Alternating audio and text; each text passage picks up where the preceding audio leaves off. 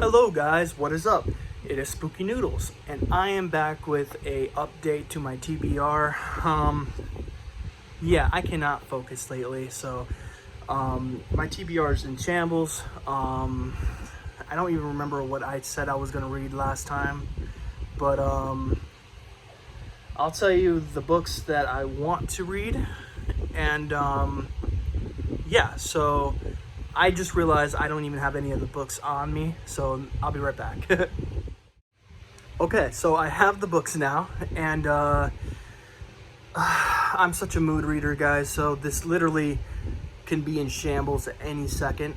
I've been saying I'm going to read 2 of these books for the longest time, and I keep pushing it back and back and back, and I almost am to the point where I feel bad about it, you know.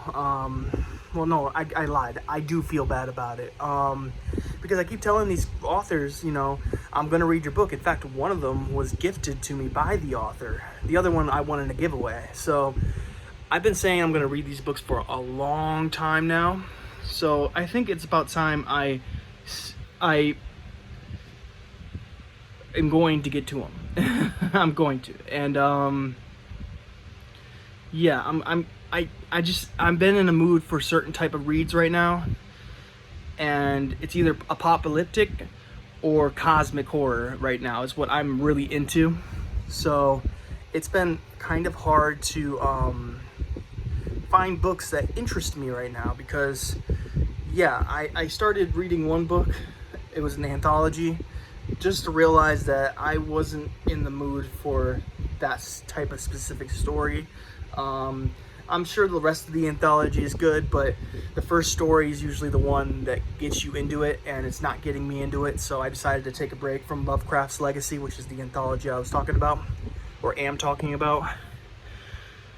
So I decided to go pick up some books, and a book came in, and it looked interesting. I read the back synopsis. It sounded very interesting. And yeah, so the first book is Nathrotep, which I think is the deity known as, or cosmic deity known as Nyarlathotep or something like that. I forget his name, but or its name.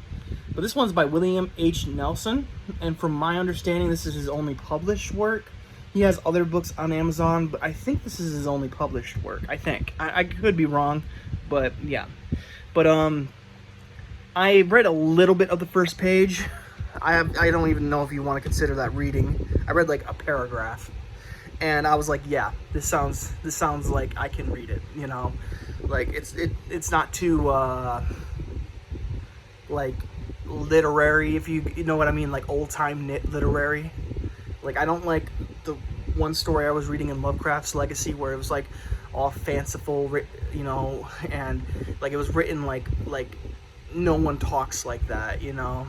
It's unbelievable. And I understand that's part of like it's a trope of cosmic horror to write that way, but that's not exactly what I'm looking for when it comes to cosmic horror. This is probably more up my alley. When I was talking about how I wanted to read cosmic horror, I was thinking more along the lines of like Fear the Gods by Mike Duke, or P.A. Douglas's The Great Old One. I think that's what it's called. So that's what I was thinking about when I was talking about wanting to read cosmic horror.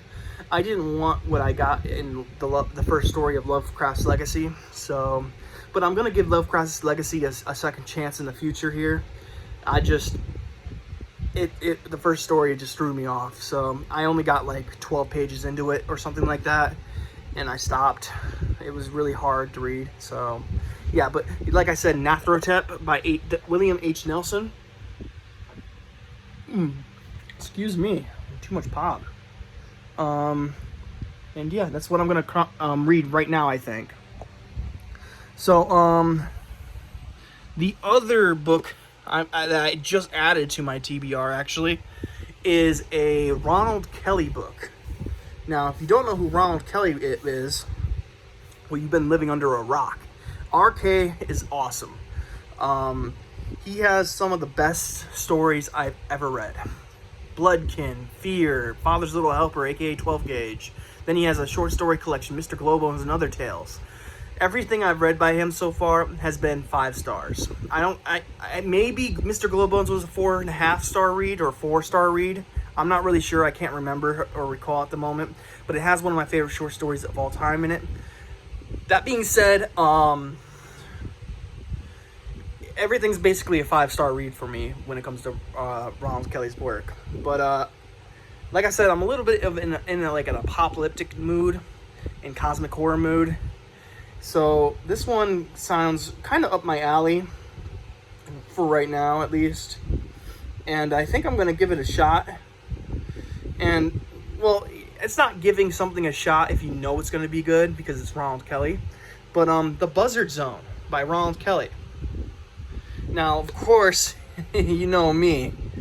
I'm kind of a dork. And I've got to get every single thing signed by Ronald Kelly. So it's signed. It says, "Many happy nightmares." Oh, it says to Nick. To Nick. It says, "Many happy nightmares." And then it has a picture of some zombies and some turkey vultures. So, yeah. I am looking very forward to reading this one. And if you don't know what it's about, you know, well, it's basically about this guy. He lives out in the country, and things are going great for him, even though there's a zombie apocalypse, upon them. I'm not sure if they know that there's a zombie apocalypse happening, or if it's just something they live with and, it hasn't hit them yet. I'm not really sure. But actually, you know what? Well, I'm just giving you my synopsis, but I can literally read the synopsis. It's right in front of me. So let me read the synopsis, and then we'll move on to the next 2 books. I'm not going to read the synopsis for Nathrotet. It's a cosmic horror story. I don't really want to ruin it for myself, so I'm just going to read it. So here we go. Buzzard Zone. The sky darkened, black and oily, swirling, turbulent, impregnated with vengeance. I'm sorry. Let me reread that. The sky darkened, black and oily, swirling, turbulent, impregnated with vigilance. It was not a bad turn of the weather, promising rain or storm or tornado. It was keenly alive. Silent yet ever moving, ever alert for what was commonplace in those dark and dangerous days. Always with its ravenous eye upon death. When the buzzards took flight, Levi Hobbs knew his family's only hope of survival was to escape. They were coming, the biters, the dead, risen as zombies, infested by parasites and transformed into shambling, ravenous monsters. As the family flees their home in the Smoky Mountains, they head eastward to the Carolinas in search of refuge. As the buzzards on their trail grow thicker, the zone widens, and the biters become hungrier and more hostile. The Hobbs family realizes there is only one place left to go, one place to make a final stand, and time is running out. And it has this really cool back with these, really cool cover back art. So, yeah, this is Macabre Inc. Publishing, and I'm not even sure who did sorry, I'm reading the thing to see if I can find the cover artist, because every cover art, like the art for the zebra paperbacks is, I don't really know anything about that. Like some of the zebra paperback covers for Ronald Kelly's work, well, most of it's amazing, to be honest with you. But there are some misses for cover art, that is. There's never a miss with Ronald Kelly, don't get me wrong. But don't misconstrue what I say. But yeah, for the most part, his newer stuff has really good covers, except for maybe, well, I like the cover for Fear, the new cover for Fear, but honestly, it's not a great depiction of the monster in the book. So, yeah. But anyways, I'm not sure who does the art. I'm looking, but I'm not seeing. So I'm guessing it's not here. But there is like a little insignia at the bottom there. So if you want to decipher that, it's a C and an L.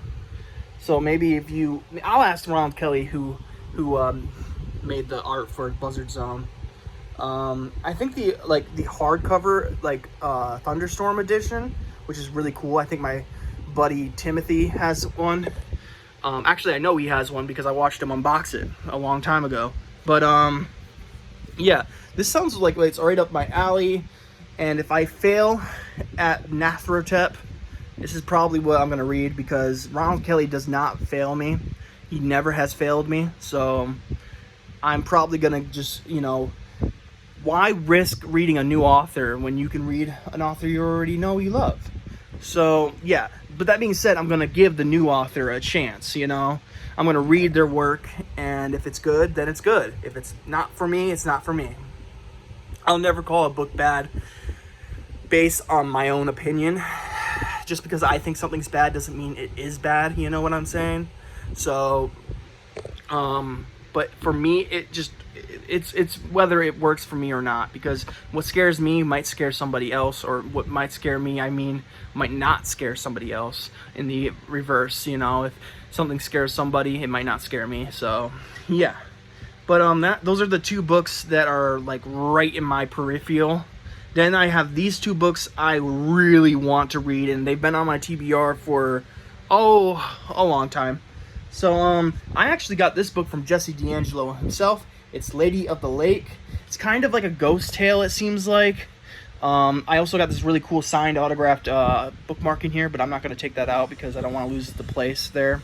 But yeah, I'm going to read to you what this book's about, because Jesse D'Angelo, he's a guy, he seems very nice, and yeah, so let me read the back. Zevon Lang, which I think I originally said that was a weird name, but whatever. Here we go. Has always been a misfit and an outcast, but he's just met the love of his life. Leela is a beautiful, fun, intelligent, and sensual. She also lives at the bottom of the lake and hungers for human flesh and blood. Ooh. But is she even real? Or just a figment of his twisted mind? His loyalty will be tested as a stunning young veterinarian, Claire Carpenter, moves to his small town. His purity and goodness is the antidote for the moral conflict raging inside of him. It might be too late to wash the blood from his hands and redeem his tormented soul. I read that wrong, but you know what I'm trying to say. So that's Jesse D'Angelo's Lady of the Lake. This is a longer book, coming in at 304 pages. So this is probably at the bottom of the TBR, and I keep my TBR short because I don't want to stress myself, with a big TBR of books I must read, you know what I'm saying? So I like to keep it under 5 books, and I only have 4 books here today. The 4th book is, of course, what's going to be because it's been on my TBR for a long time. But that is Semionymous by Rob Shepard. The reason why I'm reading the backs to these books is because I want to get excited for these books, so I get myself to read them.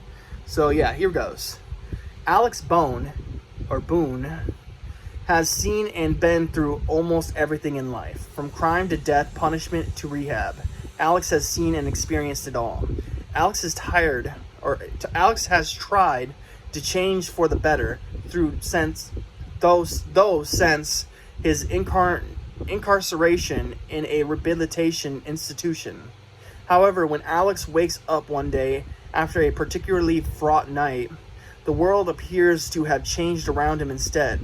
From the people in and around the institute of the outside world, suddenly everything is different. All of a sudden, it seems the entire world has changed, not just Alex. Now, not only does Alex not recognize the world he now lives in, but soon enough, he may not even recognize himself either. He needs to find out to determine what has happened and what the hell is going on, and most importantly, try and figure out how to stop it all before there is nothing left and he is the only one to understand what was and why. There may be a cure to the madness, but that cure may just require more from Alex than he bargained for. Can Alex be the man he always hoped to be? Or will he end up being just the same as he always has been? Or worse still, will he even survive at all? So yeah, that sounds like a hella interesting book, and no wonder it has a sequel, because that seems like a pretty monumentous idea. You know what I'm saying? I'm probably saying that word wrong, but not idea, but monumentous. Monumental, maybe that's what I'm trying to say. It's a monumental idea. So it seems like one that it's going to either take a huge page count or it's going to take 2 books in order to, you know, get that tale out, you know. So yeah, that would be so strange though. One day you wake up and everything's different, even yourself maybe. That would you're wondering if you're crazy or not. That whole premise is pretty good. I like that premise. I also like Lady of the Lake's premise. I said she was a ghost. I think that's wrong. She's more like a siren, maybe. So that sounds really interesting to me, too. And of course, like I said, the Buzzard Zone. This one just, I can't go wrong with Ronald Kelly. I'm in a mood for apocalyptic horror. And I guess, you know, zombie apocalypse, you know, that works, too, for that, you know. So yeah, I'm looking forward to reading that one. And then my read for the next few days, and if I can't get into it, is Nathrotep by William H. Nelson. And yeah, that is my TBR. I've been talking for 15 minutes now, maybe more than that. So my hand is cramping up, man. I'm either gonna start writing or I'm gonna start reading soon. So yeah, like I said, it's gonna be a month until the next giveaway. The next giveaway is for Fear, which I have over there, but I'm not gonna grab because it's in the glass case. So it, you know, gets protected, so it doesn't get wrecked. But I have that signed copy of Fear right there, and when it gets close to time to give it away, maybe I'll take a video of what is the contents inside. And there's not a lot of contents. I mean, there is, but there isn't, if you know what I mean. It's autographed, which I said before, and there's even art inside of it, done by the author. And then I think there's like some cool chapter headings, I think, maybe. I can't remember in the new book. I read the old Zebra paperback, so. But, yeah. So, yeah, if Nathrotep fails for me, which again, it can't really fail. It's just whether it's for me or not for me. So if it doesn't work out for me, then I'm hopping into Buzzard Zone, which is going to be a guaranteed good read, probably a guaranteed 5 stars right now. But I think that's probably that might be over. I might be leaping a little bit with that, but I just trust Ronald Kelly's writing so much. Like, hell, if he sent me a story, this hypothetically say, if he sent me a story for the Cosmic Horror Anthology, I'd probably accept it without reading it, because he's just that good in my eyes. So yeah, but I'm looking very forward to seeing him at the convention I'm going to at the end of the month. And actually today I'm going to a oddity and curiosity store, or not store, oddity show. So it's an oddity and curiosity show. It's in Detroit, and I'm looking very forward to it. It happens at 4 o'clock, and it goes till 6. So I'm looking forward to that. Gonna see if I can get me a shrunken head or something for my bookshelf. But yeah, I'm super happy with this TBR. I think the order that I have it in, Nathrotep, Buzzard Zone, Lady of the Lake, and Symbionymous, I think that's a good order for my TBR. So yeah, I'm gonna go and start reading now, or writing. I'm not really sure. Actually, to be honest with you, I'm going to the bathroom first. But yeah, I hope you guys are having a great day, and I hope you have a spooky night, and I'll catch you in the next video. Peace out, guys.